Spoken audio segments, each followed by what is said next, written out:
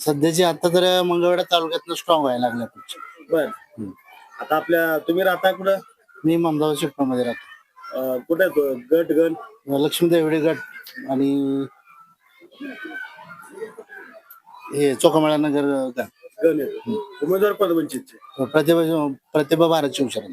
आणि गणाचे गणाचे माझे डोळे सर.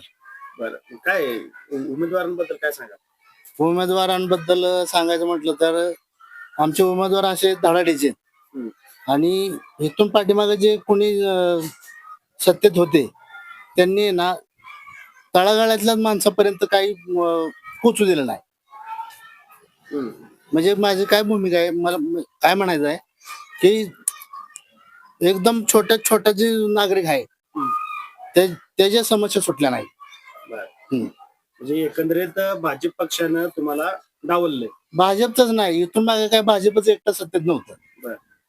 जी इथून पाठीमागे जेवढी जी सत्तेत होती त्यांनी आता हे आमचं भीमनगर असू द्या आणि चर्मकार नगर असू द्या किंवा अजून इतर दलित वस्ती असू द्या तिथं योग्य असा कारभार त्यांचा झाला. आता मग त्याला मग पर्यायी व्यवस्था काय करायची?